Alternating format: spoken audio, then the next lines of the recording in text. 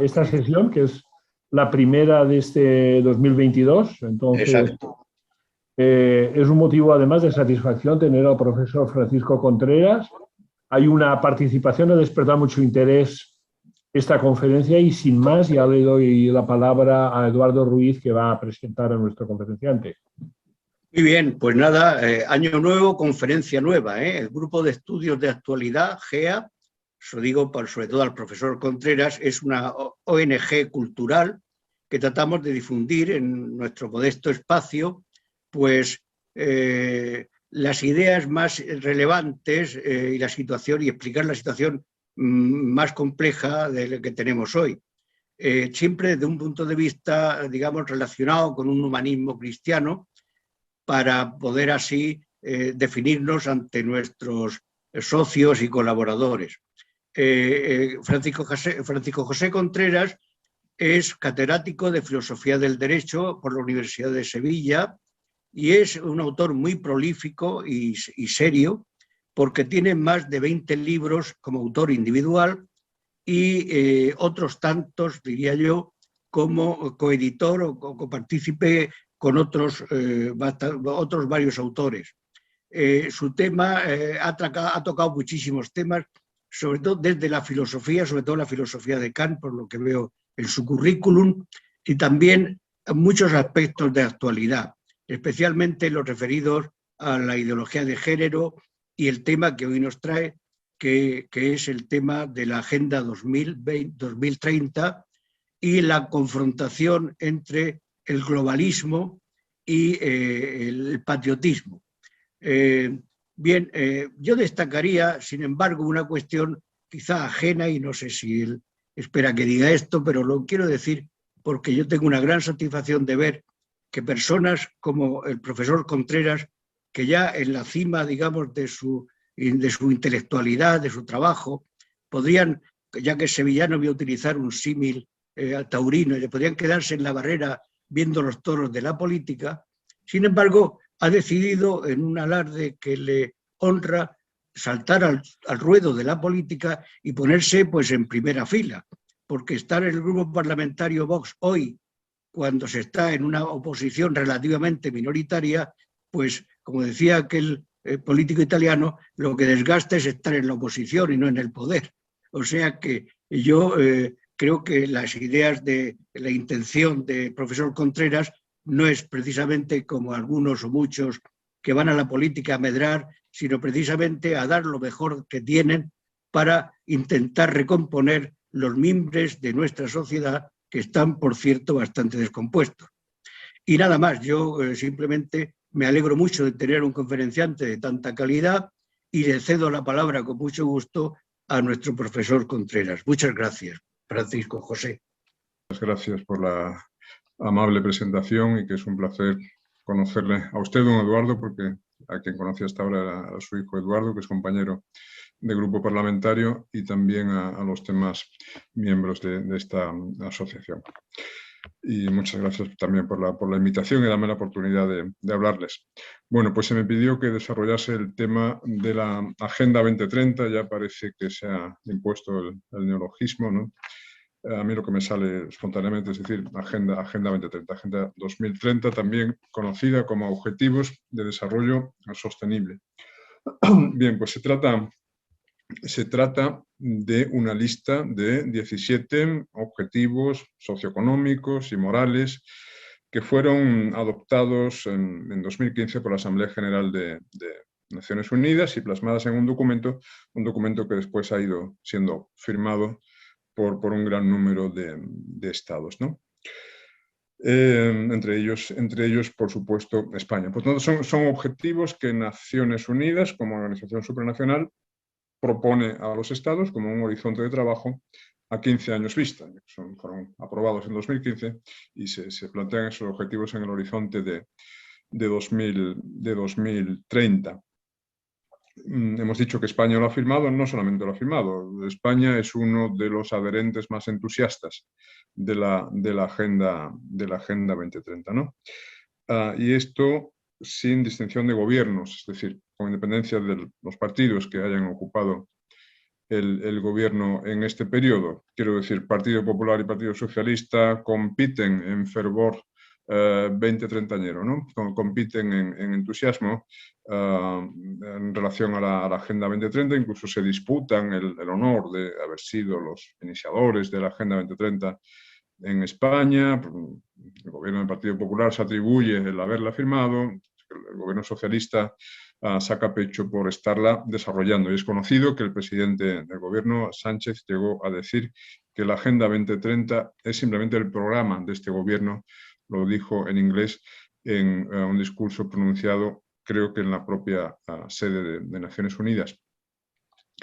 Bien, vamos a ver. Entonces, lo primero que quiero hacer en relación a la Agenda 2030 es desmitificarla. Desmitificarla porque me parece que se está creando un mito, y un mito negativo, en torno a ella. Y además, entre gente, digamos, que es afín ideológicamente a lo que yo pueda defender.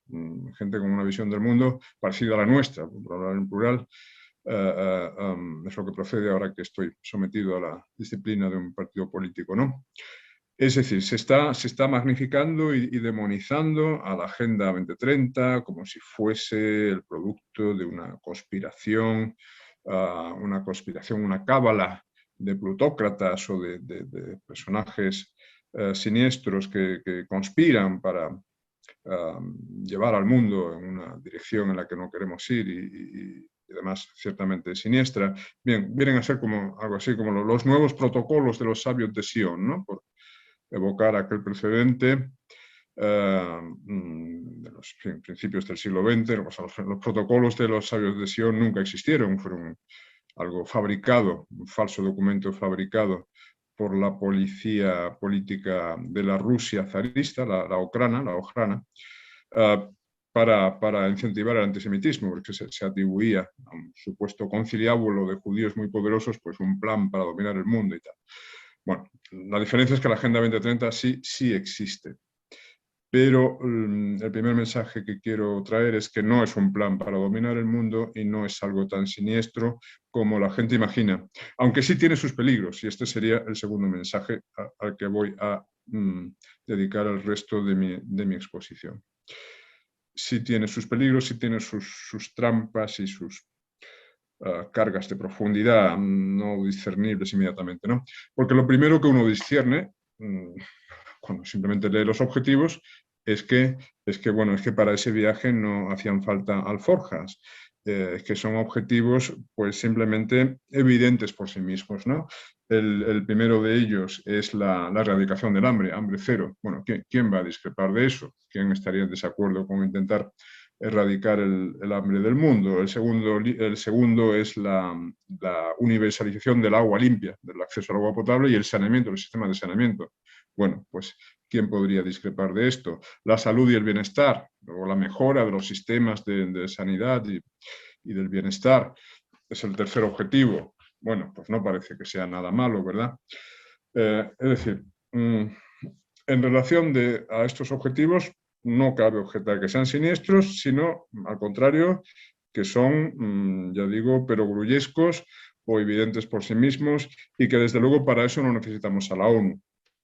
Es decir, para decirnos que es importante tener buenos sistemas de sanidad y de saneamiento y que sería muy bueno erradicar el hambre del mundo, pues bien, para eso no necesitamos que la ONU nos sermonee, ¿verdad? Ya lo habíamos descubierto por nosotros mismos, sin necesidad de organismos supranacionales.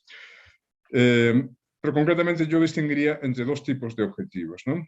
Dos tipos de objetivos. En primer lugar, una primera categoría serían aquellos que nunca se pueden considerar definitivamente alcanzados porque siempre cabe un grado mayor en su satisfacción. Y, por ejemplo, la salud y el bienestar sería uno de estos. Siempre cabe más bienestar o siempre cabe una atención sanitaria más perfecta. Por tanto, nunca se lo podrá considerar definitivamente alcanzado. Lo mismo vale para la educación de calidad, que es el objetivo número 4, o el trabajo decente y crecimiento económico, que es el número 8. Pues obviamente siempre que habrá más crecimiento económicos. Son objetivos intrínsecamente, no sé cómo llamarlos, infinitos o nunca definitivamente completables, ¿no? Y en relación a estos cabe objetar lo que he dicho antes, que mucho antes de que existiera la ONU ya los gobiernos intentaban promover para sus ciudadanos estos objetivos. Los sistemas sanitarios ciertamente son anteriores a la declaración de la Agenda 2030 y lo mismo la acción de los gobiernos en pro de una educación de calidad, los sistemas educativos, la universalización de la educación, etcétera. No fue necesario que viniera la ONU a decírnoslo, ya lo hacíamos, llevamos varios siglos o al menos varias décadas haciéndolo antes de que la ONU nos lo recomendase. Bien, después hay una segunda categoría de objetivos que son aquellos que sí se pueden, sí tienen, digamos, un techo a partir del cual cabe decir que ya están alcanzados y que por tanto que el hecho de que la ONU los proponga resulta superfluo, porque ya los hemos alcanzado, ¿no? Uno de ellos, bueno, el primero, el hambre cero. El hambre cero, bueno, en el mundo desarrollado, en Europa, en Australia, en Canadá, en el occidente desarrollado, simplemente no se pasa hambre, ¿no? Es decir, hace décadas que conseguimos erradicar el hambre, hace décadas que conseguimos universalizar el acceso al agua potable y los sistemas de saneamiento. Y yo diría incluso que hace décadas, y después volveré sobre esto, que puede ser más polémico, que alcanzamos la igualdad de género deseable en una sociedad civilizada. Claro, se dirá, no, pero en el resto del mundo estos objetivos aún no han sido alcanzados. Y así llegamos a lo que perdón, a lo que podría constituir la carga de profundidad o la trampa implícita en la Agenda 2030. Y es el hecho de que se propongan estos objetivos a la comunidad internacional haciendo abstracción de las enormes disparidades de desarrollo entre los diversos países. En realidad, con la Agenda 2030, la ONU está jugando a ser un gobierno mundial, o un gobierno mundial autopostulándose como gobierno mundial embrionario o incipiente, ¿no? Pero claro, precisamente una de las razones por las que no debe existir un gobierno mundial es la enorme heterogeneidad de la humanidad. La humanidad es enormemente heterogénea, enormemente diversa. La ONU plantea estos objetivos como si el mundo fuese homogéneo, ¿no? Es como, digamos, una plantilla única que intenta aplicar a todos los países, olvidando que para una buena parte de la comunidad internacional estos objetivos resultan superfluos, bien porque ya eran buscados desde mucho antes, bien porque ya han sido alcanzados, de hecho, en buena parte. Por utilizar un símil pedagógico, es como si un profesor agrupase en un mismo aula a alumnos de edades distintas y por tanto con niveles de conocimiento muy dispares, ¿no? En una misma aula mezclase alumnos de 15 años con alumnos de 6 años. Bueno, pues eso no va a funcionar. Y el profesor tendrá que elegir entre igualar por arriba, es decir, ajustar la explicación al nivel de comprensión de los alumnos más aventajados, en cuyo caso los menos aventajados no entenderán nada, estarán perdiendo el tiempo, o viceversa, o igualar por abajo, lo que implicará que los alumnos que saben más también estarán perdiendo el tiempo. Bien, ¿qué es lo que hace la ONU? Lo que hace la ONU es igualar por abajo, diría yo, ¿no? Yo creo que este es el espíritu de la Agenda 2030. Actuar como si todo el mundo, toda la humanidad fuese como Somalia, como Pakistán o como Afganistán. tratar a Finlandia, a Suiza o a España o a Canadá como si fuesen Malawi o Camerún. Este es el espíritu de la Agenda 2030, un espíritu de igualación por abajo. ¿Y por qué es esto así? Bueno, en primer lugar, porque la ONU necesita justificar su propia existencia y su propia misión. Y si reconociese que esos objetivos son superfluos, al menos para una parte de la comunidad internacional, pues bien, parece que su responsabilidad, su función como un gobierno mundial autopostulado decaería, ¿no? Es decir, simplemente en el mundo desarrollado no necesitaríamos que la ONU nos esté explicando que sería bueno erradicar el hambre o llevar el agua limpia a todas partes. No, mire usted, ya lo tenemos aquí desde hace un siglo o dos, ¿no? Vaya con sus sermones a otra parte. Entonces, pues, la ONU prefiere, en este sentido, igualar por abajo y tratarnos a todos como, siguiendo con el símil anterior, como alumnos, los alumnos más desaventajados. Por cierto, en descargo de la ONU hay que decir que esta necesidad de justificar la propia existencia, la propia labor, es compartida por todos los políticos, los funcionarios supranacionales de la ONU, la Unión Europea, tal, pero también los gobiernos nacionales. Los gobiernos nacionales necesitan presentar las cosas a la sociedad como si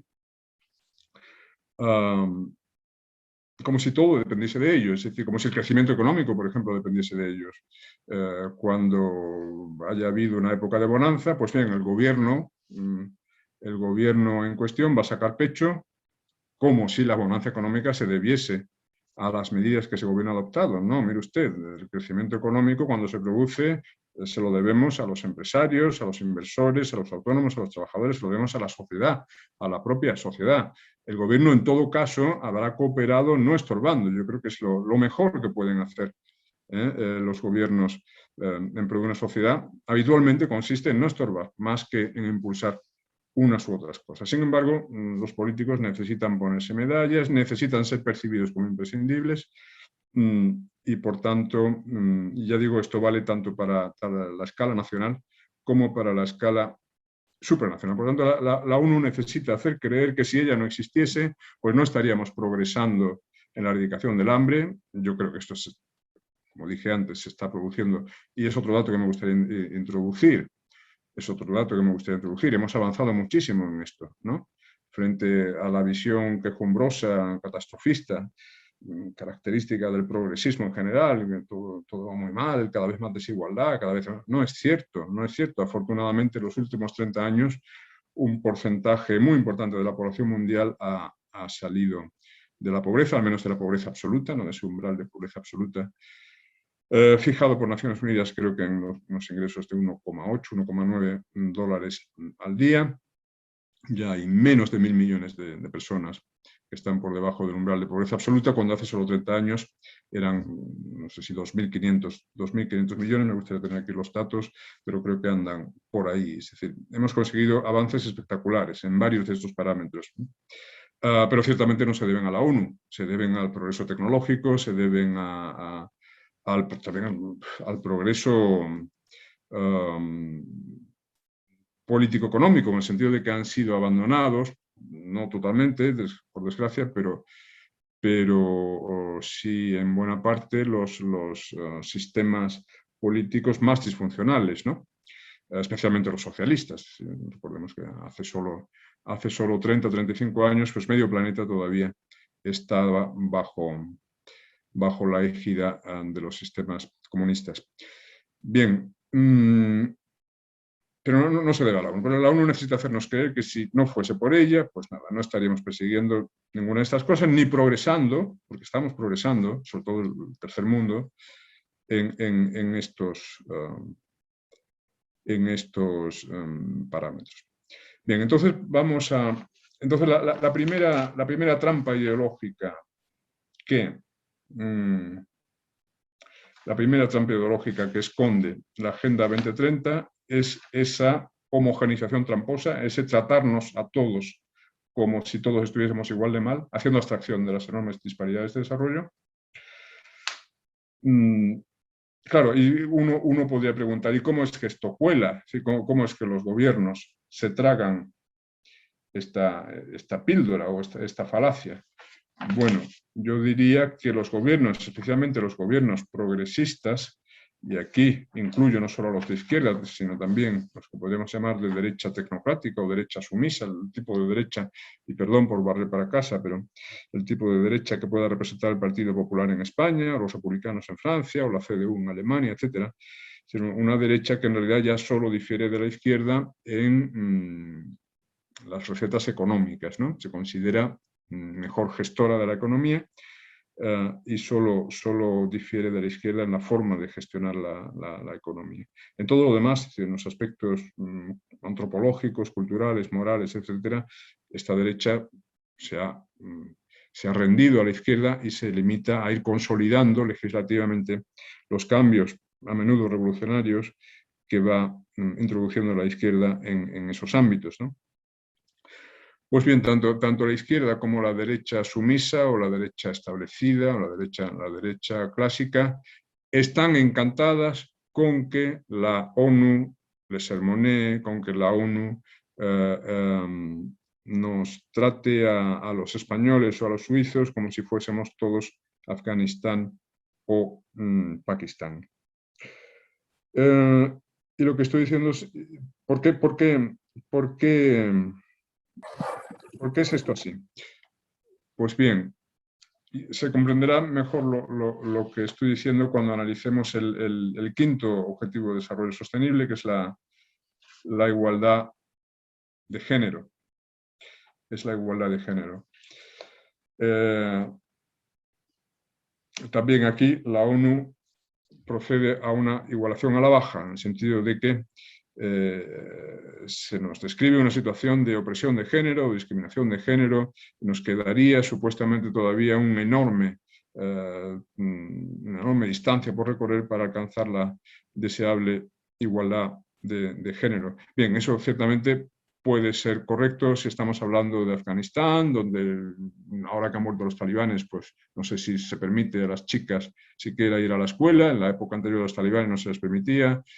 Si a las mujeres se les permite ir a la universidad o trabajar, ese tipo de cosas, ¿no? Ciertamente hay zonas del mundo en las que las mujeres son seriamente oprimidas, discriminadas.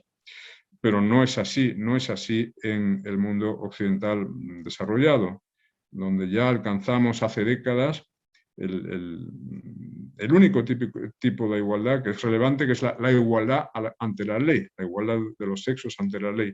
Hace 50, 60 años que en Occidente las mujeres pueden votar, hombres y mujeres son iguales ante la ley, el marido y la mujer especialmente, porque lo que había antes más bien era una restricción de la capacidad jurídica de la mujer casada, sobre todo de la mujer casada, que necesitaba la autorización del marido para una serie de cosas, como abrir una cuenta bancaria, firmar un contrato, etc. Bien, todo eso desapareció ya. Pues, en España, por ejemplo, en 1975, el 2 de mayo de 1975, es decir, hablamos todavía dentro del régimen de Franco, y lo mismo en todos los países occidentales.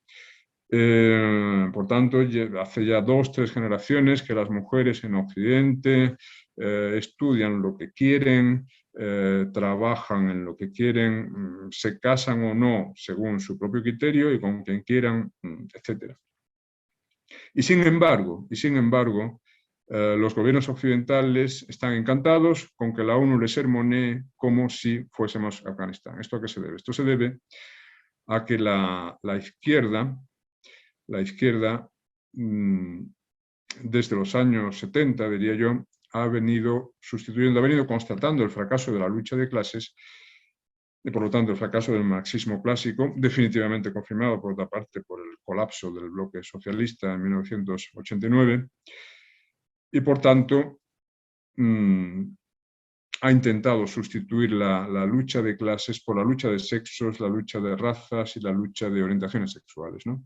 De ahí la relevancia del feminismo, del discurso feminista, y también el discurso vamos a llamarlo antirracista o de obsesión racial. Esto lo notamos menos en España porque España sigue siendo un país racialmente homogéneo, bastante racialmente homogéneo, pero en Estados Unidos, por ejemplo, en este momento se ha vuelto a un grado de obsesión racial en la política como no se conocía desde los años 60, desde la época del movimiento de los derechos civiles, con la diferencia de que entonces tenía justificación, porque entonces todavía se daba una situación hasta mediados de los 60, ¿no? Hasta la aprobación de la Ley de los Derechos Civiles y la Ley de Derechos Electorales, años 64 y 65, sí se daba una situación de intolerable discriminación de los afroamericanos, no en todos Estados Unidos, estados del sur, algunos estados del sur, pero ahora ya no, es decir, no se entiende esta nueva obsesión con la discriminación racial, etcétera. Recordemos los incidentes del año pasado o hace 2 años a raíz de la muerte de George Floyd,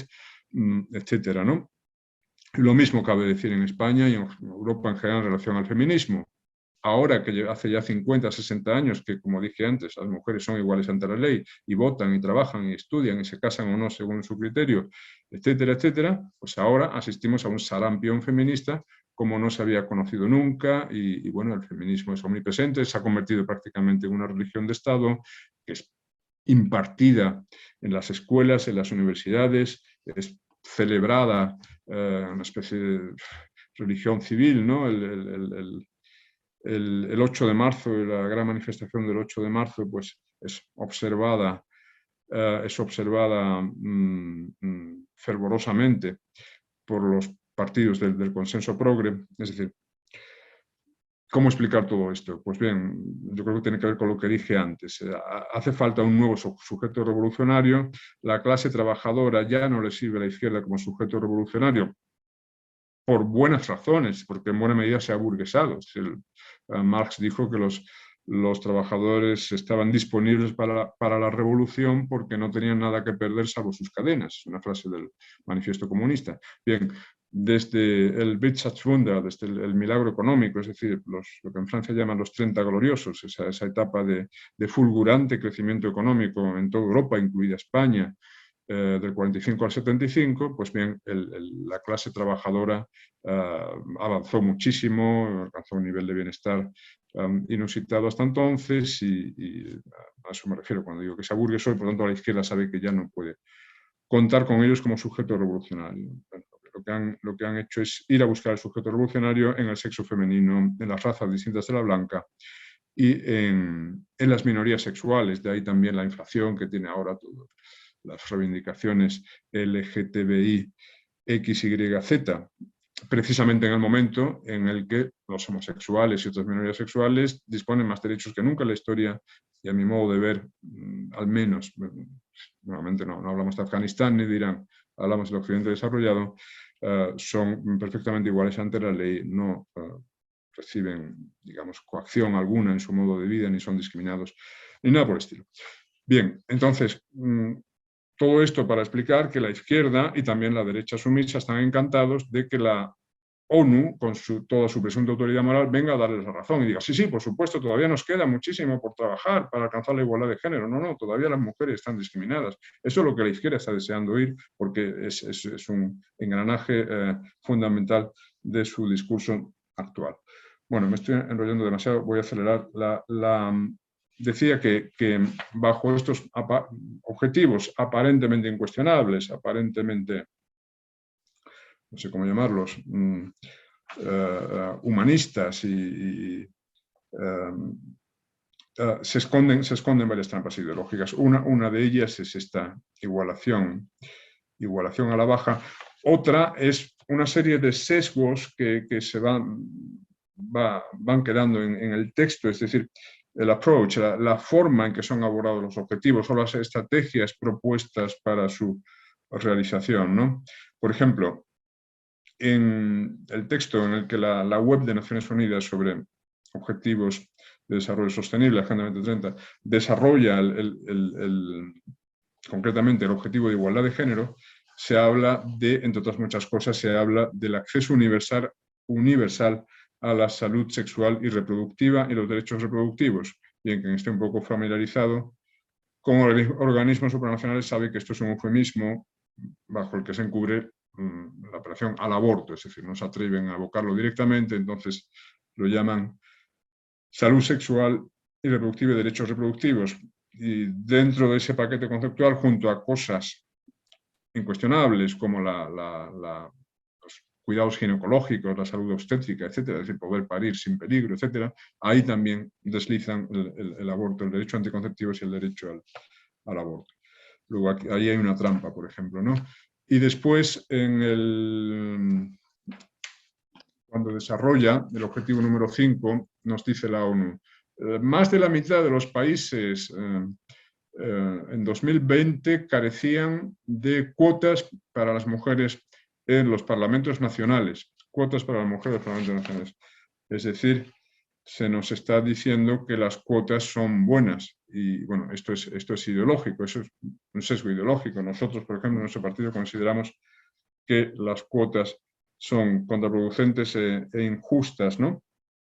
Porque implican, en primer lugar, son ofensivas, deberían ser recibidas como una ofensa por los colectivos concernidos, porque equivale a presuponer que en tanto individuos, las mujeres o los negros o los homosexuales o quienes sean colectivos favorecidos por las cuotas, no hubieran alcanzado por sus propios méritos el puesto de que se trate, por tanto hay que reservarles una cuota. Bueno, eso es denigrante, eso es ofensivo, ¿no?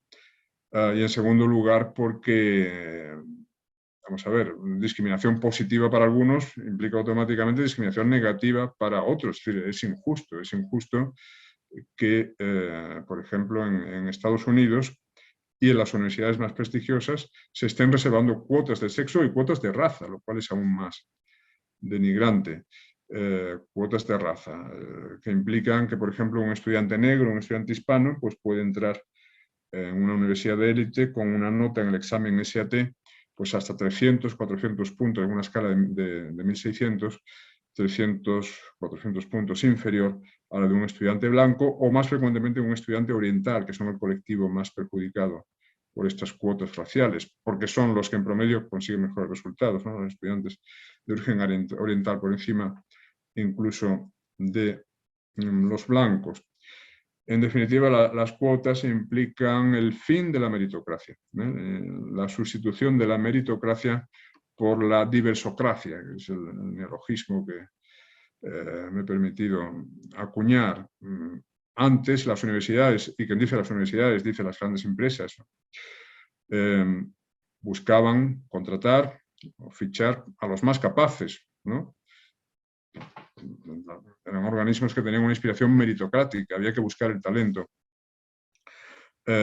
Ahora la meritocracia ha sido desplazada por la diversocracia. Ahora parece que la prioridad es conseguir no contar con los más capaces, sino conseguir una ratio de representación por géneros y por razas e incluso por orientaciones sexuales políticamente correcta. De tal forma que una persona con menos méritos puede pasar por delante de otra simplemente en virtud de su género, es decir, en definitiva sus genitales y sus cromosomas, o bien el color de su piel, o bien su orientación sexual. Esto es absolutamente tóxico para una sociedad, por lo que implica de pérdida de talento, pero también por lo que implica de alimentación del resentimiento entre colectivos, porque el blanco o el amarillo que se vea postergado por un estudiante con menos méritos simplemente en función del color de la piel, no se va a quedar satisfecho. Entonces, estamos alimentando con esta política de cuotas, con esta política victimista, alimentando el resentimiento entre razas y el resentimiento entre los sexos, lo cual es incluso más grave, me parece a mí, ¿no? Enfrentar a hombres y mujeres con todo este relato acerca de la opresión, la discriminación de las mujeres por parte de los hombres, se consigue que las mujeres se sientan víctimas, se consigue que los hombres se sientan injustamente acusados y el resultado es, pues eso, la guerra de sexos y una dificultad añadida, digo añadida, porque ya venía siendo difícil por una serie de, en fin, cambios culturales que no tengo aquí tiempo de analizar, una dificultad añadida para la formación de familias estables y la procreación de la siguiente generación, que es el gran fracaso de nuestra sociedad, y yo diría que el problema más serio que tiene planteada nuestra sociedad. En España, por ejemplo, en este momento tenemos una fecundidad de 1,2 hijos por mujer, eso es más de un 40% por debajo del reemplazo generacional. Estamos teniendo un 40% menos de los hijos que serían necesarios simplemente para ir recambiando las generaciones. Obviamente esto nos aboca a largo plazo a la extinción y a un plazo mucho más corto al colapso socioeconómico por envejecimiento de la población. ¿Quién pagará las pensiones cuando se jubile la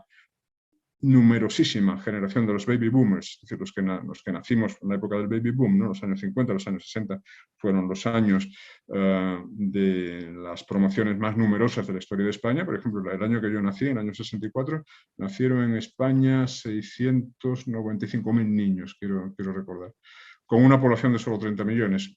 Hoy, con una población de 46 millones, están naciendo 320.000 niños, casi la mitad de los que nacían a mediados de los años 60. Pero no me distraigo más con esto, que es uno de mis temas favoritos, porque entonces no avanzaremos lo que tenemos que avanzar. Decía, el gobierno de España, o sea, vamos a ver, una cosa son los objetivos tal como están formulados por Naciones Unidas, formulados y desarrollados y comentados, y ahí hay los sesgos ideológicos que hemos ido identificando, y después cuando eso lo coge el gobierno de España y lo desarrolla a su vez, pues bien, el sesgo ideológico ya se multiplica al infinito, ¿no? Entonces, en la web del gobierno de España sobre Agenda 2030, sobre el objetivo número 5, es decir, igualdad de género, se nos dice lo siguiente: el 58% del paro registrado en España corresponde a las mujeres. La diferencia salarial media entre hombres y mujeres en España es de 5.940 euros. En España, el 75% de las personas con trabajo a tiempo parcial son mujeres y tan solo un 28% de las mujeres españolas realizan una carrera tecnológica y un 7% ingenierías.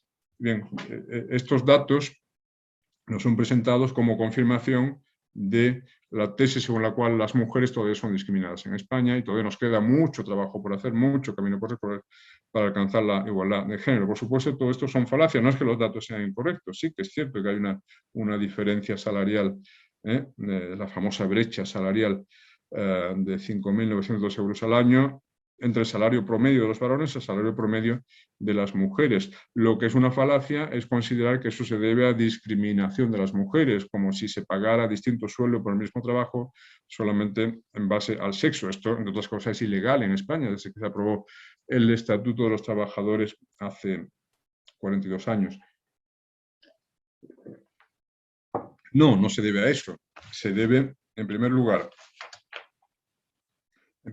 a que hombres y mujeres tienen intereses profesionales distintos, escogen estudios distintos y tienen después carreras profesionales distintas. Por ejemplo, es conocido, y lo cita además el gobierno como un dato escandaloso, ¿no? Solo un 28% de las mujeres españolas realizan una carrera tecnológica, es decir, hay un gran sesgo de género en las carreras científico-tecnológicas, en el sentido de que hay pocas mujeres ingenieras, por ejemplo. Y esas carreras habitualmente están bien remuneradas, es decir, esto es uno de los factores que inciden en esa brecha salarial entre hombres y mujeres. No es que nadie discrimine a nadie, es que simplemente a las mujeres no les da la gana de estudiar ingeniería. ¿Qué le vamos a hacer? No les da la gana. En el siglo XXI no hay ningún padre que le diga a su hija: niña, tú no te tomes muy en serio la física y la química porque eso son cosas de hombres. No, ningún padre en España dice eso a su hija. Simplemente es un hecho conocido que las mujeres se interesan menos por la ciencia, la tecnología, etcétera, porque la psique femenina es distinta de la psique masculina. La psique femenina está más especializada en la dimensión verbal. Las mujeres por eso están sobre representadas en los estudios humanísticos, estudios de letras, o bien estudios relacionados con la docencia, en tanto que el hombre, en promedio, está más atraído por estudios tecnológicos, científicos, y en general con, digamos, disciplinas que guardan relación con objetos. Esta es una formulación más precisa de la diferencia. Lo que dicen los psicólogos: las mujeres se interesan por ocupaciones y por estudios que implican interacción personal, les interesan las personas, y a los hombres les interesan las cosas. Claro, la ciencia y la tecnología guardan relación con la manipulación de objetos. Esto no me lo estoy inventando yo, es decir, se han hecho experimentos con bebés recién nacidos, por tanto no han tenido tiempo de recibir ningún condicionamiento educativo todavía. Bebés recién nacidos, si se coloca un móvil, es decir, un objeto con cristales y de colores, ¿no? Y tal, en la cuna, el bebé, si es de sexo masculino, se va a quedar mirando al móvil, le interesan las cosas, al hombre le interesan las cosas. Y si es del sexo femenino, va a pasar del móvil y va a dirigir su mirada al rostro de la persona que le cuida, ¿no? Entonces, la mujer interesada por las personas, el hombre interesado por las cosas. Si a los 10 meses se le da a elegir al bebé entre un camión y una muñeca, la chica en el 95% de los casos va a coger la muñeca y el chico va a coger el camión. Y obviamente a los 10 meses todavía no han tenido tiempo de recibir un condicionamiento cultural. Se trata de diferencias naturales entre hombres y mujeres. Pero bien, afirmar esto está empezando a ser tabú, empezando a ser una herejía en la que, según dónde y cómo, uno puede llegar a jugarse, por ejemplo, el empleo o la plaza de profesor en la universidad, porque ha habido profesores en universidades anglosajonas que han perdido su puesto por decir cosas de estas, como estas, que son simplemente de sentido común o de psicología elemental. En fin, de nuevo me he desviado, pero donde quiero ir a parar es a que no hay tal discriminación. Lo que se nos quiere vender como discriminación en realidad son simplemente diferencias naturales entre hombres y mujeres. Y lo mismo cabría decir sobre el otro dato que es presentado como escandaloso, es decir, que las mujeres recurren en mayor proporción al trabajo a tiempo parcial. Claro, porque las mujeres son las que tienen hijos, afortunadamente, y no en número suficiente, como dije antes. Yo hace un par de años publiqué un artículo de título pues, provocativo, que era "Necesitamos más brecha salarial". Necesitamos más brecha salarial, y mi razonamiento era que si aumentase esa estadística tan escandalosa, X euros de diferencia en los promedios de salario, se debería, presumiblemente, a que más mujeres están escogiendo el trabajo a tiempo parcial y lo estarían escogiendo porque están teniendo hijos. Y ese es nuestro problema como sociedad, la abismal infranatalidad que expuse antes. Nuestro problema como sociedad no es que las mujeres ganen menos que los hombres, no pasa nada, esa es la naturaleza de las cosas. Si las mujeres no estudian ingeniería y si las mujeres ralentizan sus carreras para tener hijos, y menos mal que lo hacen, claro, inevitablemente habrá una diferencia salarial. No, nuestro problema, como dije antes, y no voy a repetirme, es que vamos hacia el abismo demográfico, ¿no? Por supuesto, está muy bien todas las medidas de conciliación, que no se interprete que rechazo estas cosas, ¿no? Muy bien, las máximas facilidades para que, digamos, la carrera profesional de una mujer se resienta lo menos posible por el hecho de la maternidad, darle facilidades para reincorporarse al puesto de trabajo, pero la naturaleza sigue siendo una naturaleza. Y, por cierto, las mujeres no son obligadas por una conspiración masculina a escoger trabajo a tiempo parcial, que es como lo presentan ellos, ¿no? El consenso progre, que incluye también al Partido Popular. No es ninguna conspiración, es simplemente que las mujeres no quieren, que para ellas es más importante, el instinto maternal afortunadamente existe, y para ellas es más importante cuando acaban de tener hijos, estar disponibles para sus hijos, no perderse la infancia de sus hijos, que tener una carrera profesional meteórica y competir con el hombre, a ver si rompo el techo de cristal, que es el objetivo que la cultura actual les inculca a las chicas, ¿no? A las jóvenes, ¿no? Tú lo que tienes que hacer es competir con el hombre, demostrar que una mujer puede ser también ejecutiva agresiva, puede ser también general del ejército, puede ser premio Nobel, puede ser lo que sea, puede ser bombero. Ese es el ideal de vida que se está presentando a nuestras jóvenes, ¿no? Algunas todavía, el instinto maternal es lo bastante fuerte en ellas como para decir, yo he tenido esta criatura, lo más importante en el mundo para mí ahora no es llegar a lo más alto profesionalmente, sino ver crecer y estar disponible para este pequeño ser humano que es carne de mi carne.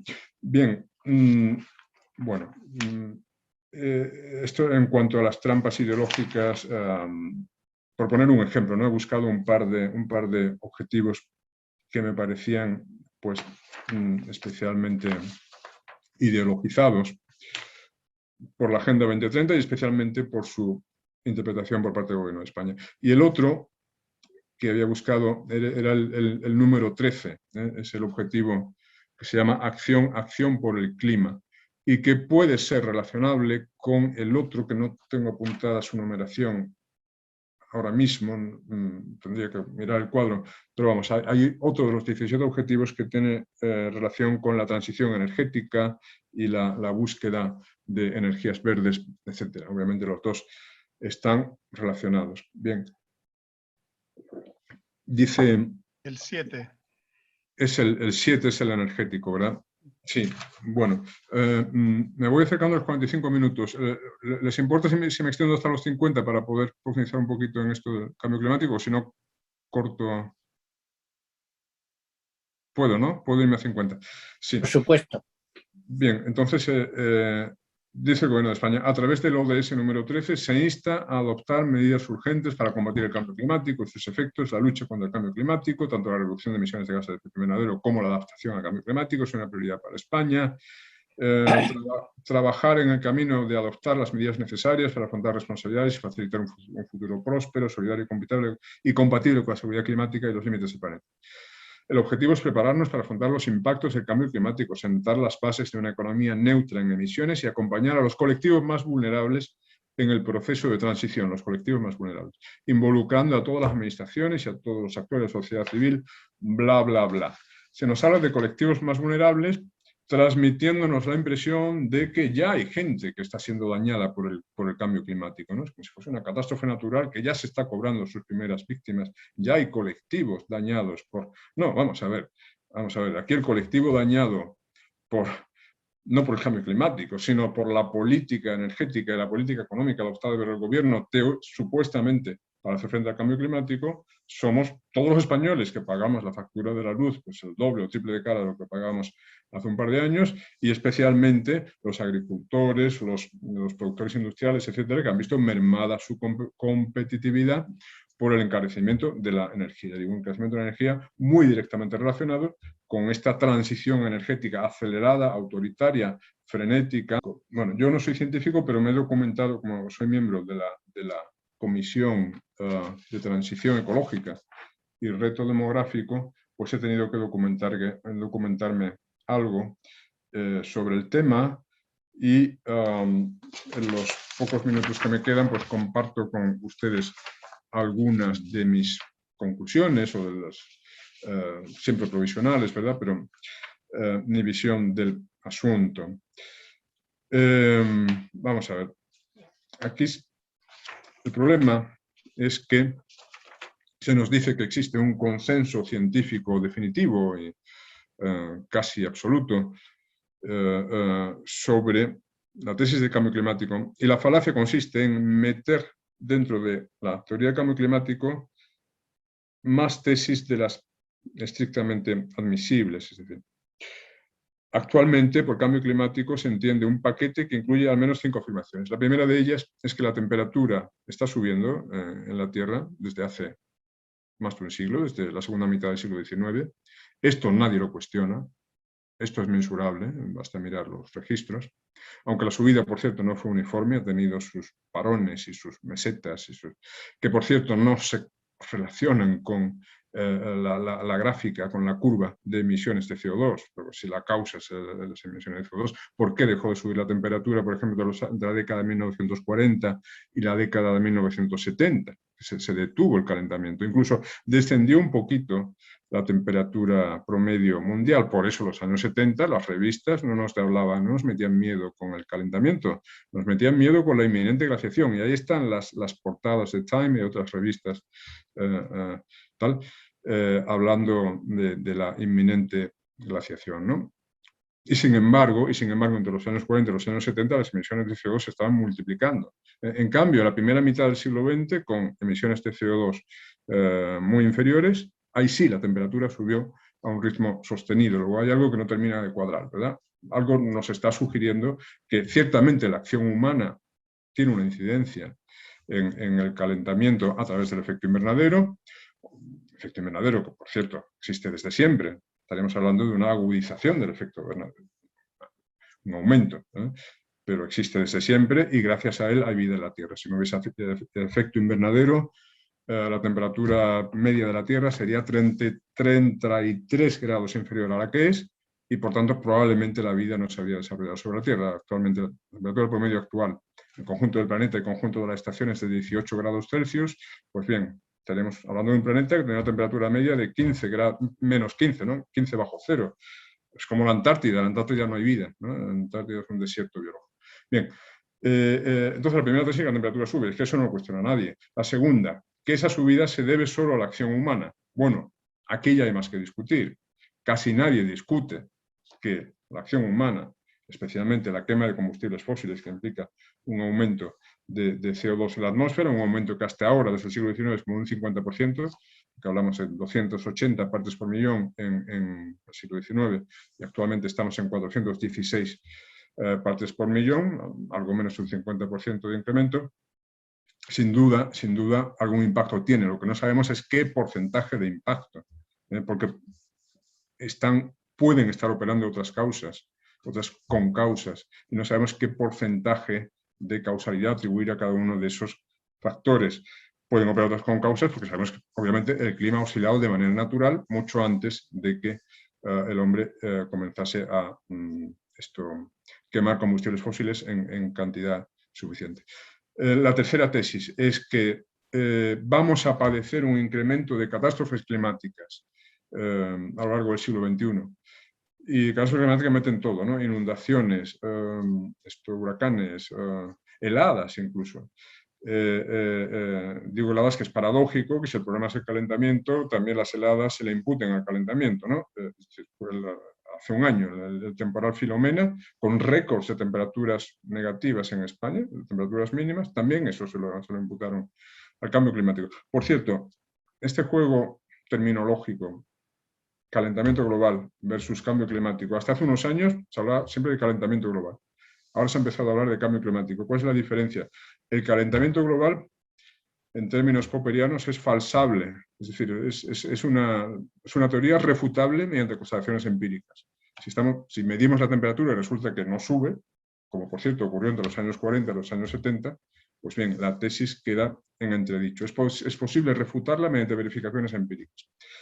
Por tanto, es científica, diría Popper. Lo que caracteriza a la ciencia es la falsabilidad empírica. En cambio, la tesis del cambio climático no es falsable. El calentamiento global puede ser cualquier cosa. Estoy cansado, ya se me trabucan las palabras. El cambio climático puede ser cualquier cosa y lo estamos viendo en el uso que hacen los medios del concepto, ¿no? Si hace mucho frío es cambio climático, si hace calor también. Si llueve mucho es cambio climático, pero si hay sequía también. Si sopla el viento es cambio climático.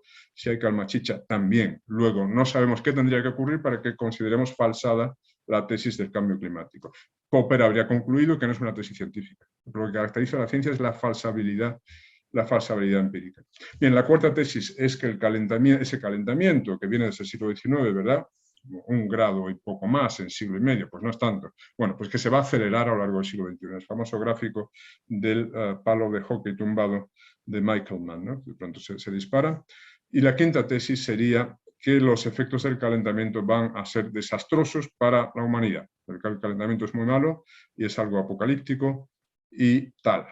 Bueno, ya digo, la trampa consiste en mezclar todo esto y llamar negacionista a cualquiera que discrepe de alguna de esas 5 tesis, cuando su grado de certeza es, digamos, decreciente.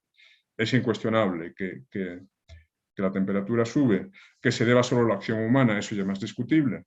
Que se vayan a incrementar las catástrofes climáticas es también discutible. Por cierto, no queda claro el vínculo de causalidad entre la subida de la temperatura, en caso de que el cambio climático consista en eso, que ya no está claro tampoco, ¿no?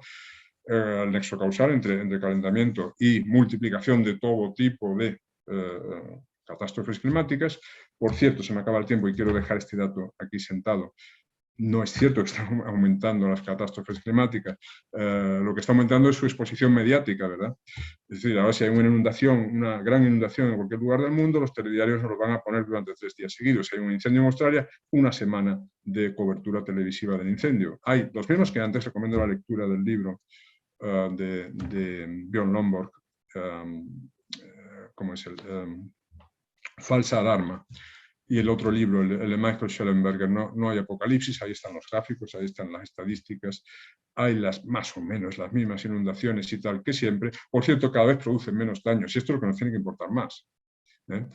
Claro, ¿cómo afecta eso a la humanidad? ¿Cómo daña a la humanidad? Es decir, nuestra resiliencia al clima, nuestra capacidad de resistir sin graves daños los eventos climáticos del tipo que sean, frío, calor, inundación, tal, lo que sea, aumenta, lógicamente, con el progreso tecnológico. Y concretamente, el número de muertes en catástrofes climáticas de todo tipo, huracanes, inundaciones, etcétera, ha descendido un 96% en el último siglo, desde la década de 1920 al momento actual. Bien, entonces, la trampa es esta. La trampa es esta, a racimar estas 5 tesis muy diversas, muy heterogéneas en cuanto a incuestionabilidad en un paquete cerrado y llamar negacionista, con lo que eso tiene de intimidación y también de descalificación moral, porque esto de negacionismo viene del Holocausto, ¿no es cierto? Empezó llamándose negacionistas a quienes negaban que hubiese tenido lugar el Holocausto judío. Claro, sobre el Holocausto hay un consenso historiográfico abrumador, efectivamente existió, que no, por cierto, no es comparable al consenso científico que pueda existir sobre las 5 tesis, lo hay sobre la primera, pero sobre las demás el consenso es decreciente, ¿no? Y esto implica que cualquiera que niegue el Holocausto es un miserable, claro, es alguien que lo hace por odio a los judíos, las cosas están muy claras, claro que hubo Holocausto, quien lo haga es un maldito antisemita. Bueno, pues la misma mezcla de, digamos, analfabetismo científico y descalificación moral se intenta ahora proyectar a los que nieguen, no ya la primera, que ahí tendría sentido, sino las 5 tesis que deshonestamente se amalgaman en este paquete del cambio climático. Bueno, ya me he ido a más de 50, ahora sí voy a parar, aunque esto daría realmente para otra charla. Pero bueno, quizás en el coloquio pues podemos ampliar alguna idea. Eduardo, tu turno. Muchas gracias, profesor Contreras, por su excelente disertación. Bueno, yo he aclarado una duda y a partir de esa duda hago mi pregunta. Desde la óptica, por lo que usted ha explicado, de las Naciones Unidas, no hay un afán de dominio del mundo a partir de la imposición de la Agenda 2030.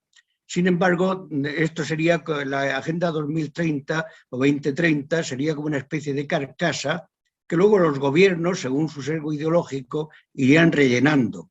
Sin embargo, lo que yo veo es que, y España, por supuesto, con su gobierno actual, sería una avanzada en rellenar ideológicamente, desde la izquierda, claro, desde el cambio, desde las leyes LGTBI y todas estas, sería una avanzada. Sin embargo, yo veo que la Unión Europea, en su conjunto, ha adoptado esos principios como principios básicos de la Unión Europea, apartando aquellos otros principios que fueron el comienzo del mercado común, es decir, los principios de Gasperi, de Schuman, de Monnet, todo eso está arrinconado y en su lugar se impone la Agenda 2030 desde el sesgo ideológico del consenso socialdemócrata, por entendernos.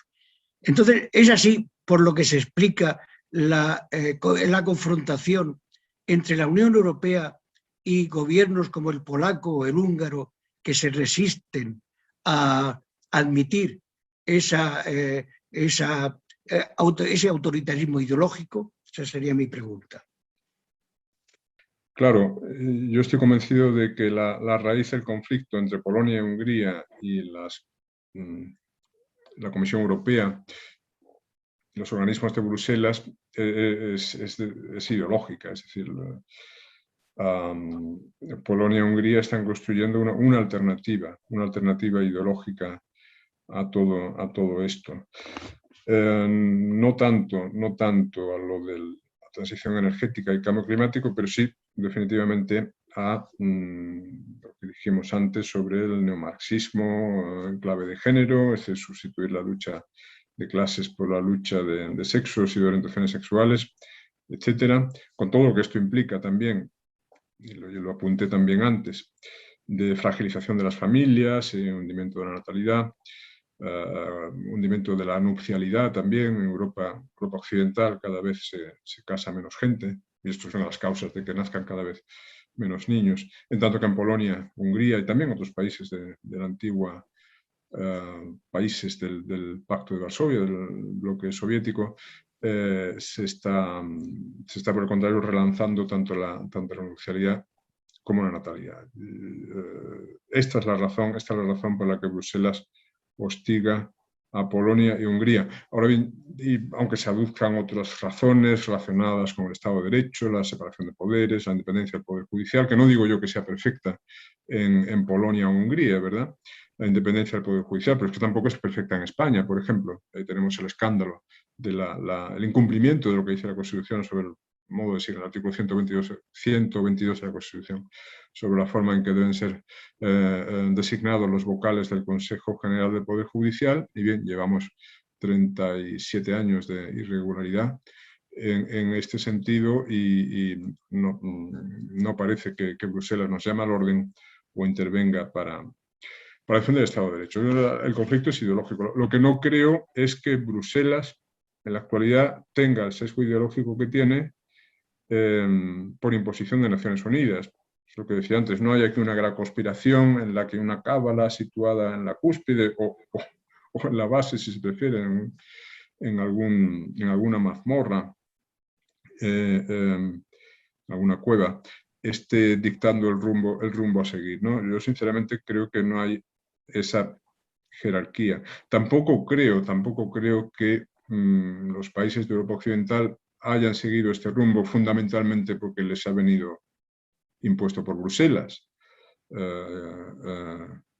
Vamos a ver, es cierto que España pertenece a la Unión Europea desde hace ya casi 40 años y no sabemos cómo habría evolucionado en otras circunstancias si hubiésemos permanecido fuera. Pero bueno, que hay países que no están en la Unión Europea y han tenido la misma evolución cultural. No creo que las cosas sean muy diferentes en Suiza, por ejemplo, ¿no? O en Noruega, que tampoco, en lo que se refiere a ideología de género, etcétera, ¿no? O en Noruega, que tampoco pertenece a la Unión Europea. No ha sido la Unión Europea la que ha dictado este rumbo cultural a los países europeos. Hubiésemos llegado a ello por nuestros propios medios, desgraciadamente. Más bien al contrario, es decir, yo creo que Bruselas, el sesgo ideológico de Bruselas, digamos, es un reflejo del promedio de la temperatura ideológica que se registre o del rumbo ideológico, político-cultural que se dé en una mayoría de países que conforman la Unión. Si ahora, en lugar de ser solo Polonia y Hungría los que están, digamos, girando en una dirección neoconservadora, fuesen Francia y Alemania, Bruselas no estaría presionando para que Polonia y Hungría, pues, qué sé yo, permitan el aborto, que en Hungría está permitido, solo Polonia, que lo tiene, y es un ejemplo a evitar, por cierto, lo tiene seriamente restringido. ¿Sabes? No estaría Bruselas presionando para que Polonia y Hungría fuesen progres, sino lo contrario. Yo creo que el rumbo de Bruselas o el color ideológico de Bruselas es simplemente la resultante de la suma, la agregación de el rumbo imperante en una mayoría de países. Y hoy por hoy, desgraciadamente, una mayoría de países europeos son progres y los países neoconservadores son la excepción, son la resistencia. Nuestra esperanza tiene que ser que esa resistencia se vaya engrosando y más países vayan pasando a ese bando de alternativo, digamos. Y por cierto, esta semana tiene lugar en Madrid la reunión de líderes de partidos de la nueva derecha europea, bajo los auspicios de Vox y reunidos por Santiago Abascal. Ahí tenemos que ver un destello de esperanza y del rumbo que habría que seguir. Pero lo que, no sé cómo decir, un vicio quizás muy extendido en nuestro sector ideológico, quizás no solo en él, pero es el de externalizar la responsabilidad y buscar chivos expiatorios situados fuera y muy arriba, ¿no? No, es que esto es culpa de Soros, no, es que esto es culpa de Rockefeller, es que esto es culpa de Bill Gates. No digo que sean santos de mi devoción, ni mucho menos ni Gates, ni Soros, etc. Pero no sobredimensionemos su poder y su capacidad de influencia. Desgraciadamente, hemos llegado a esas políticas indeseables por nuestros propios pasos y siguiendo nuestros propios impulsos, simplemente porque parecía lo más fácil, ¿no? Parecía lo más fácil, lo de vive como quieras, haz lo que te dé la gana. Por ejemplo, en el caso del aborto, no sé cómo decir, la regla en los últimos 50 años ha sido la máxima libertad sexual. Bueno, eso implica que si te encuentras con un embarazo inesperado, una relación que no es duradera o que no es definitiva, pues necesitas una red de seguridad contraceptiva. Es decir, yo estoy convencido de que el aborto es consecuencia de la revolución sexual de los años 60-70, por eso se legalizó justamente en esos años o poco después, ¿no? En una sociedad sexualmente permisiva, inevitablemente habrá embarazos indeseados en relaciones sin compromiso y, aunque existen los anticonceptivos, también hace falta una última red de seguridad para liberarnos de esos, en fin, de esas consecuencias inesperadas de la libertad sexual. Y ya digo, nada de esto ha venido dictado ni por Bruselas ni por la ONU. Eduardo, ¿quieres matizar algo? No, dar las gracias por su contestación. Que pasa el turno a otra persona, a otro. En este caso sería Fernando López de Rego. Yo formularía, bueno, para empezar quiero felicitarle, profesor Contreras, por su exposición, que ha sido del máximo interés. Una pregunta muy breve. De algunas de las cosas que ha desgranado se infiere que Naciones Unidas y Estados Unidos son, por así decirlo, energías que están alimentando lo que podríamos llamar, cuando curiosamente hasta hace 2 días en Estados Unidos el adjetivo liberal, que se podría traducir por progre, era fuertemente peyorativo y daba un gran rechazo en la mayoría de la población. Cuando en Naciones Unidas pues tenemos 195 miembros, de los cuales 120 son del movimiento de no alineados, que todavía sigue existiendo, y cuando se ve la lista se ve que son países que no solo se han comprometido a ser independientes, a no permitir bases militares, a no hacer seguidismo de lo que les venga desde fuera, etcétera, sino que tenemos también, por otro lado, 1.800 millones de musulmanes, 50 países de mayoría musulmana, y cómo en ese Estados Unidos, en donde liberal era peyorativo hasta hace 2 días, en esas Naciones Unidas, en donde la membresía, por utilizar un término que utilizan en los hispanoamericanos, cómo se ha producido el que tanto Estados Unidos como Naciones Unidas sean paladines, adalides, energías de la ideología de género, del aborto, del consenso progre.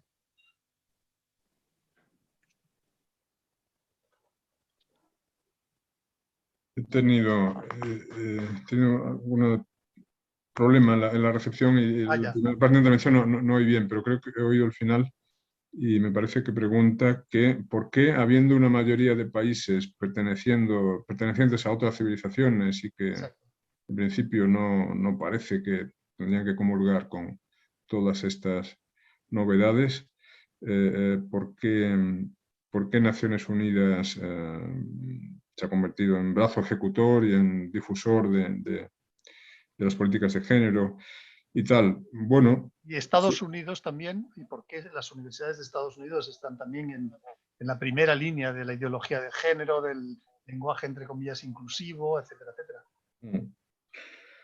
Sí, bueno, lo que habría que concluir es que a pesar del repliegue de Occidente, y este es un fenómeno, un proceso histórico que estamos viviendo, al que estamos asistiendo, ¿no? Tras varios siglos de hegemonía occidental bastante absoluta, Occidente no deja de perder terreno en todos los planos, ¿no? El demográfico, la población occidental cada vez representa un porcentaje menor de la población mundial, pero también el económico, la producción, el PIB de Occidente Norteamérica, más Europa, más Australia. Cada vez representa un porcentaje menor del PIB mundial. China se está convirtiendo en una gran potencia económica, etcétera. También en lo militar, también en lo geoestratégico. En fin. Entonces, pese a que Occidente retrocede, sin embargo, llegué a concluir que su influencia en Naciones Unidas, en los organismos supranacionales, sigue siendo muy potente, ya que la ONU es progre, para entendernos, cuando una mayoría del mundo no es progre. Eso es cierto, ¿no? Y de ahí, por cierto, también las resistencias que encuentra Naciones Unidas en África, en países musulmanes, Oriente Medio, Norte de África, etcétera, incluso en Hispanoamérica, cuando llega allí con sus políticas de género y con sus políticas de control de la población y de promoción de la anticoncepción y el aborto, etcétera. Bueno, hay que concluir eso, hay que inferir eso, que a pesar del repliegue occidental, Occidente sigue pesando mucho en la ONU y otras organizaciones supranacionales, y también que los progresistas, porque vamos a ver, en Occidente también hay conservadores como nosotros, ¿verdad? Sino los progresistas han estado más ágiles, más listos y han colonizado diligentemente los puestos clave y los organismos es decir, y esto ha sido analizado por varios libros interesantes, varios estudios.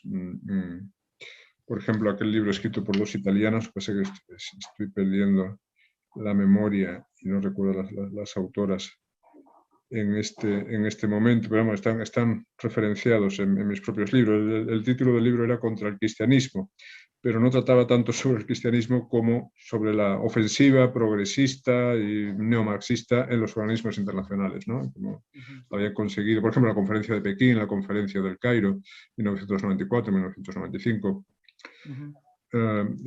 etcétera. Bueno, es la única explicación que se me ocurre, y en esta medida lo deseable sería que la influencia occidental retroceda y que tengamos unas Naciones Unidas que refleje más fielmente, digamos, el peso respectivo, el peso relativo de las distintas civilizaciones. Incluso de la islámica, atención, que eso aquí entramos en otro tema, ¿no? Espinoso, es decir, por un lado es una amenaza para Europa, sin duda, la inmigración islámica masiva, porque es inasimilable, porque simplemente no se adapta al modo de vida europeo. Pero por otra parte, la civilización islámica es mucho más conservadora y sin duda incompatible con todas estas novedades de la ideología de género, etc. Y, por tanto, bueno, una ONU más representativa sería una ONU menos progre y menos dañina para la humanidad. Sí. Jesús Herrero, ahora es el tercer interviniente en esta fase del evento. Muchas gracias.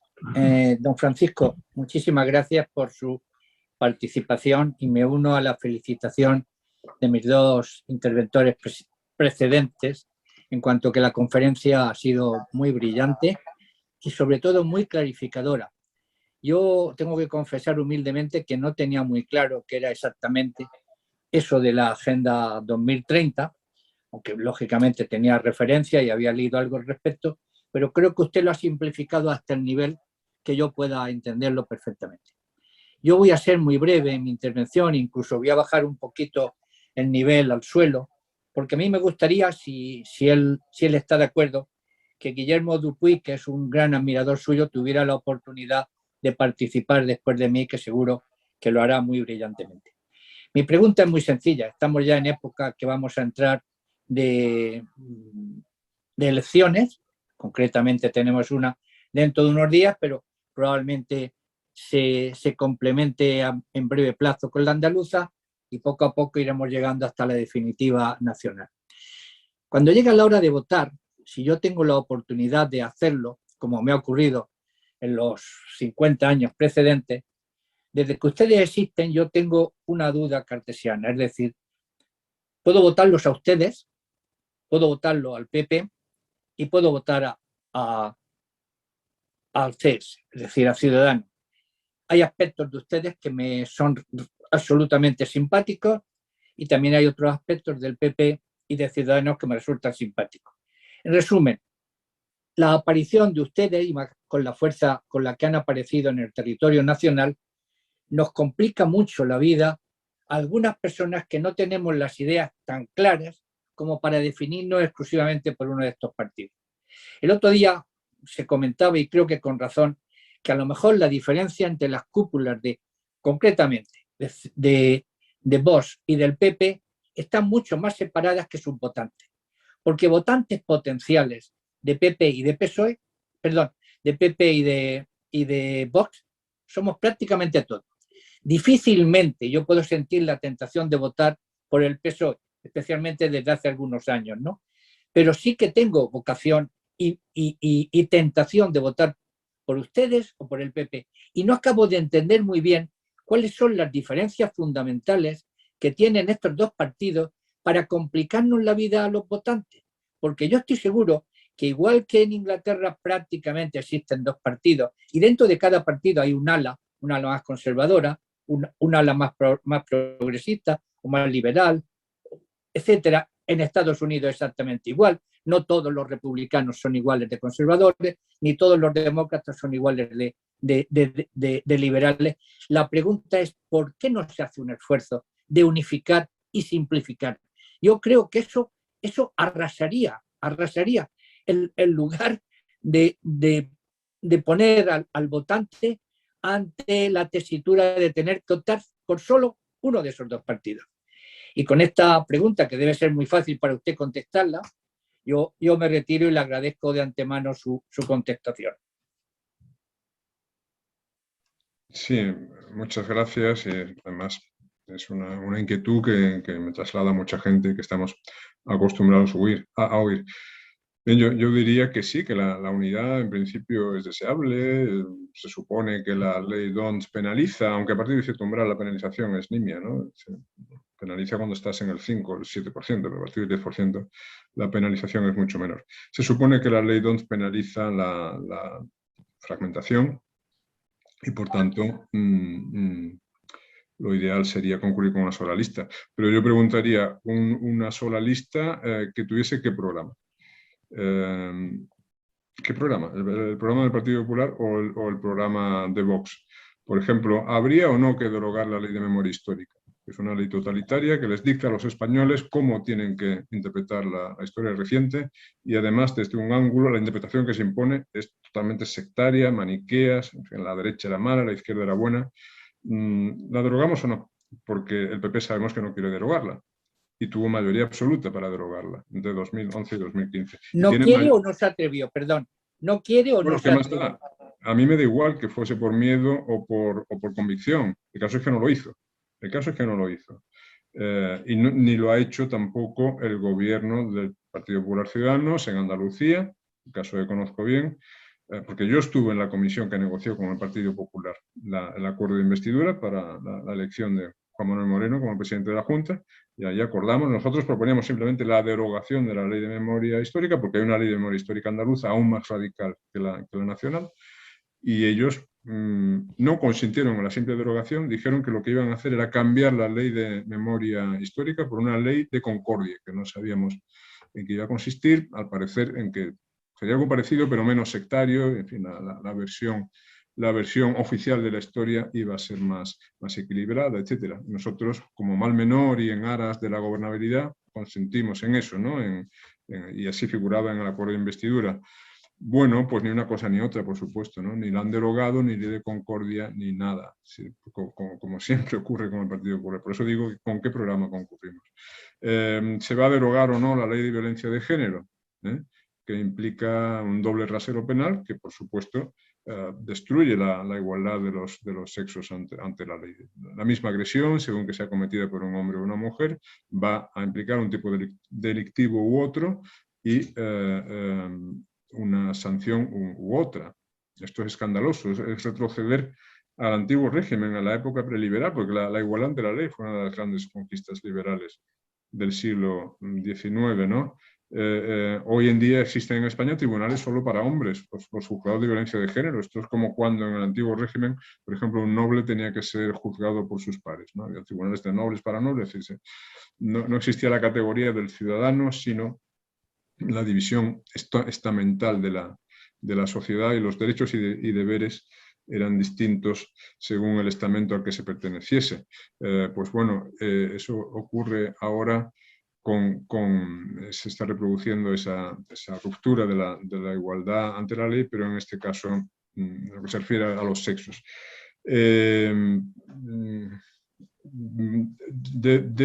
va a derogar o no la ley del aborto? Una ley que permite que por simple deseo de la mujer se pueda destruir a un ser humano hasta las 14 semanas de gestación. El PP tuvo la oportunidad de derogarla y no lo hizo, no sé si por miedo o por convicción o porque ahora ya crean el aborto, como parece desprenderse ya de las declaraciones de cada vez más de sus representantes.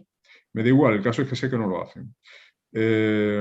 Sobre las leyes llamadas leyes de derecho LGTBI, que en algunas comunidades autónomas implican que socapa de prevención de la discriminación, prevención de la intolerancia, tal, se introduzcan en los colegios portavoces e ideólogos del lobby LGTB, es decir, bueno, activistas de la causa LGTB, para explicarles a los niños cosas como que el hecho de que tengan genitales masculinos no implica necesariamente que sean hombres, ¿no? Quizás sean chicas atrapadas en un cuerpo de chico. Bien, este tipo de cosas han conducido, por ejemplo, en Gran Bretaña, que va a unos años por delante nuestra en esto, a que se haya multiplicado por 44 en 10 años el número de casos de transexualidad infantil. Para mí, de modo, es una canallada, por razones que no tengo aquí tiempo de explicar en detalle. Es decir, y así podría seguir 20 minutos más, ¿no? Lo apunté antes en mi exposición, yo creo que el PP representa en España esa derecha tecnocrática, que ya solo discrepa de la izquierda en la manera de gestionar la economía. Recordemos la frase inmortal de Mariano Rajoy: la economía lo es todo. Él no derogó ni una sola de las leyes ideológicas de la izquierda, tampoco por cierto, restableció, como había prometido, la independencia del Poder Judicial y el procedimiento que decíamos antes, ¿no? El control de la cúpula del Poder Judicial por la partitocracia. Esto que prometió Gallardón cuando tomó posesión como ministro de Justicia y que después no se cumplió. No, yo creo sinceramente que la única ventaja lo único que el PP hace mejor que la izquierda es gestionar la economía algo más sensatamente. También aplicaron recetas socialdemócratas, una subida brutal de los impuestos, por ejemplo, cuando tuvieron que afrontar la crisis económica de 2008, a partir de 2011. No, el PP solo garantiza eso y yo creo, fíjense, y esto es importante, que el porvenir, la supervivencia de España y de los países europeos en general no se juega en el terreno económico, sino en el terreno cultural. Y pensemos en el problema demográfico que decíamos antes. Por cierto, la inmigración es otro de los grandes temas. ¿Qué se va a hacer en materia de inmigración? ¿Qué haría en materia de inmigración ese supuesto partido de derecha unida? Aplicaría la postura firme de Vox en materia migratoria, que es que cada país tiene derecho a seleccionar su inmigración, es decir, cuánta inmigración necesita. Y a lo mejor concluimos que no necesitamos ninguna. Y países como Estados Unidos lo hicieron, por cierto, es la cuna de la democracia, etcétera. Y entre los años 20 y los años 60 pues se aplicaban unas cuotas migratorias muy estrictas, por cierto, distinguiendo entre nacionalidades y zonas de procedencia. Queremos más noruegos, queremos más polacos y tal. Un país tiene derecho a seleccionar la procedencia y la cualificación profesional de los inmigrantes que esté dispuesto a admitir. Bueno, nosotros somos el único partido que decimos esto. El PP ni lo ha dicho ni lo ha hecho nunca, más aún nos llama a nosotros racistas y xenófobos por hacer ese tipo de cosas. La discrepancia ideológica entre el PP y Vox es mucho más profunda de lo que parecen suponer aquellos que una y otra vez nos dicen que nos unamos y que concurramos juntos. Por otra parte, por el hecho de concurrir separados, la penalización en escaños tampoco es tan importante. A lo mejor estamos hablando de 3 o 4 escaños. Más aún, podría ocurrir que si se consiguiera un acuerdo programático y fuésemos a una lista conjunta, al final la suma de los dos sacase menos escaños que cada uno por separado. Sí, porque hay, digamos, irreductibles de uno y otro lado que jamás, gente del PP, que jamás votarían a una lista en la que haya gente de Vox y viceversa. Luego, no, lo mejor es que vayamos cada uno por nuestro lado porque tenemos visiones distintas de la sociedad y que yo reconozco que a largo plazo no hay sitio en España para 2 partidos de derecha. Entonces, el futuro pertenece a uno de los dos, o a esta derecha clásica que ha tenido 40 años para intentarlo y no le ha plantado cara culturalmente a la izquierda, que es la raíz del problema, que es la izquierda goza de la hegemonía cultural absoluta en España y de la superioridad moral autoatribuida, que la derecha no le cuestionaba. o esta nueva derecha que está emergiendo, que se caracteriza por querer contradecir a la izquierda en todo, no solo en lo económico, también en lo cultural, también en lo antropológico, también en lo cultural. Bien. Abandonamos toda esperanza entonces. A corto plazo sí, a largo plazo yo creo que que será el título, habrá una reagrupación, no tanto por unificación, sino porque uno de los dos prevalezca, porque efectivamente el sistema tiende al bipartidismo y tarde o temprano habrá un solo gran partido de derecha. Yo espero que sea Vox porque creo que las recetas de Vox son las que necesitan. Y además la política es negociar, don Francisco, la política es negociar, sobre todo con los que aparentemente forman parte de nuestro mismo seco ideológico. Muchas gracias por su clarísima intervención. La política es negociar, pero allí donde ha dependido de nosotros, en ningún caso la izquierda ha accedido al poder. En Andalucía facilitamos la investidura de Juanma Moreno, que después no cumplió ninguno de sus compromisos, pero no quedó por nosotros, y lo mismo en Madrid y en todos sitios. No se nos puede acusar de refractarios a la negociación. Muchas gracias. Bueno, vamos a ver, nos encontramos a 4 minutos del límite temporal que teníamos para la conferencia de hoy, porque el profesor Contreras tiene un compromiso y tiene que dejar la sesión a las 9. Hay algunas intervenciones en el chat y también sé que Guillermo Dupuy quería hablar, pero yo me encuentro ante la situación que debo respetar las limitaciones que ha manifestado el profesor Contreras y lamentándolo mucho. Quizás esto sea el estímulo mayor para que algún día le volvamos a invitar y pueda haber una nueva oportunidad para seguir debatiendo estos temas que son de tanta actualidad y tanto interés. Pero por supuesto quedo a su disposición para otra sesión, si están dispuestos a aguantarme otra hora hablando. Ya vimos antes que se me quedó muy cojo el tema del cambio climático, transición energética. Siempre preveo más materia de la que después me da tiempo a explicar. Así que nada, yo encantado de partir con ustedes y si había más preguntas o esto, pues eventualmente en otro encuentro, si lo creen oportuno. En todo caso, quedo a su disposición y muchas gracias por su atención hoy. Muchas gracias. Muchas gracias. Buenas noches. Buenas noches. Muchas gracias. Es una pena que no se escuchen los aplausos a través de estos medios. Sí. Hay que sintonizar el micro. Sí. Efectivamente.